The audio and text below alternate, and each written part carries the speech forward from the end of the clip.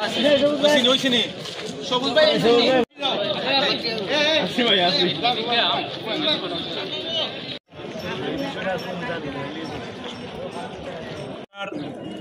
এই মানববন্ধন অনুষ্ঠানের সম্মানিত সভাপতি, আমার প্রাণপ্রিয় ডিলারবৃন্দ, সাংবাদিক, ইলেকট্রিক ও প্রিন্ট মিডিয়ার বন্ধুগণ, সবাইকে আমার সালাম, আসসালামু আলাইকুম। বিসিআইসি ও বিএডিসি সারদের ডিলারদের প্রকৃতির ফসল হিসাবে আজকে আমরা এই মানববন্ধন করতে হচ্ছে। আমার দেখা আমার উপজেলায় এমন বিএডিসি ডিলার আছেন যিনি কাগজে পত্রে ডিলার। আমরা যদি যাচাই বাছাই করতে যাই দেখি যে ওনার কোনো অস্তিত্ব নাই। উনি কাগজে পত্রে বরাদ্দ পান এবং সেই বরাদ্দ রাতের অন্ধকারে বিএডিসি থেকে উত্তোলন করে কালোবাজারিদের হাতে বিক্রি করে দিচ্ছে।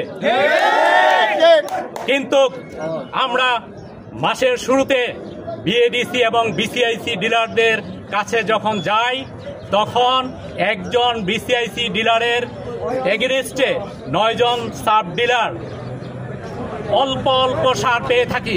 কারণ ওনারা যে পরিমাণ বরাদ্দ পান সে পরিমাণ বরাদ্দ থেকে আগে ওনারা ওনাদের পেটের খোরাক অর্থাৎ ওনাদের ইচ্ছা মতো ওনারা বরাদ্দর সার রেখে দিয়ে তারপরে অল্প পরিমাণ কিছু সার আমাদের 9 জন ডিলারদের মধ্যে 5-10 বস্তা করে বিলি করেন।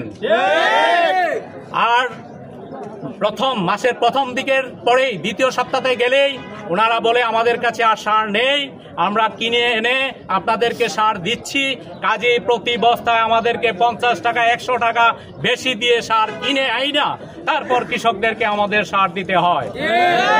রাতের অন্ধকারে বিএডিসি ডিলার যারা তারা বরাদ্দ বিক্রি করে, আর বিসিআইসি ডিলার এরা বলে আমাদের বরাদ্দকৃত সার প্রথমেই শেষ। বাকি মাস আমরা দেখা যায় যে ফকিরের নে তাদের দুয়ারে দুয়ারে ঘুরেও আমরা বিএডিসি এবং বিসিআইসি ডিলার থেকে সার পাই না।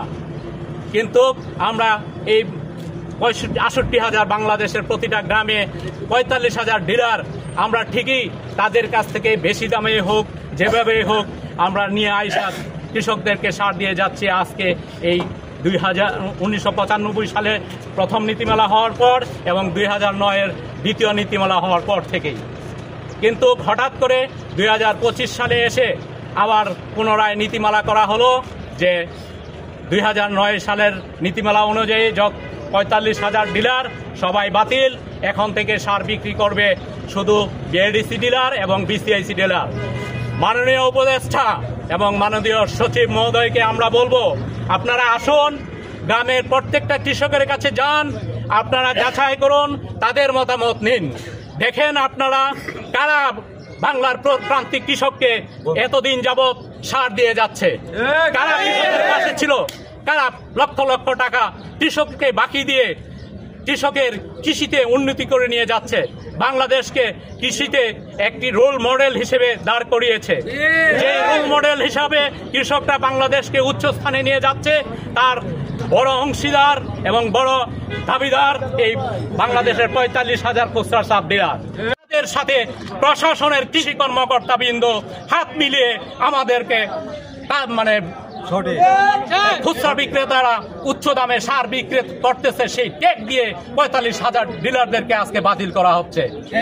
মাননীয় উপদেষ্টা এবং মাননীয় সচিব মহোদয়, হযরত ওমর রাদিয়াল্লাহু আনহুর মতো আপনারা ছদ্মবেশে কৃষকের কাছে গিয়ে জিজ্ঞেস করুন কারা সঠিক দামে সার বিক্রি করে এবং কারা কৃষকদেরকে সহযোগিতা করে।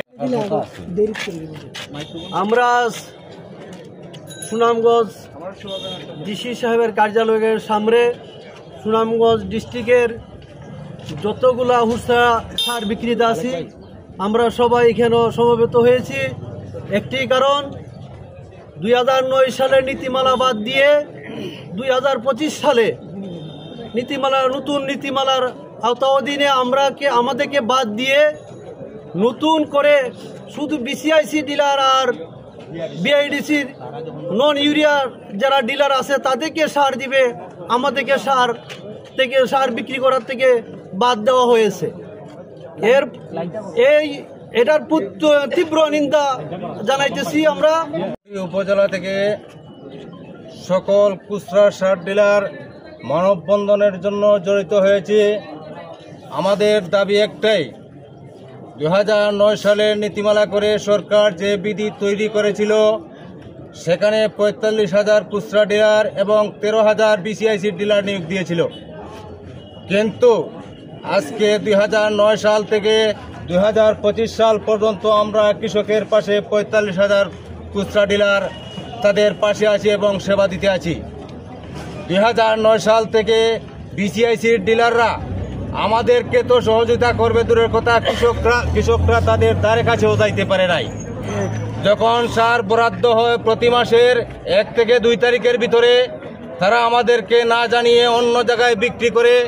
যদি আমরা কোনো কথা বলি তাদের সাথে, আমলে তো নেই না, তারপরেও 200-300 টাকা বেশি দাম নিয়ে আমাদের কাছে পৌঁছায়। আমরা অনেক সময় কৃষকের স্বার্থে, নিজের ব্যক্তিগত প্রতিষ্ঠান চালানোর স্বার্থে বেশি কিছু টাকা লস দিয়ে হলেও কৃষক বাঁচানোর চিন্তা ভাবনা করি। কিন্তু আজকে দেখা যাচ্ছে 2025-এর নীতিমালা অনুযায়ী আমাদের বাংলাদেশে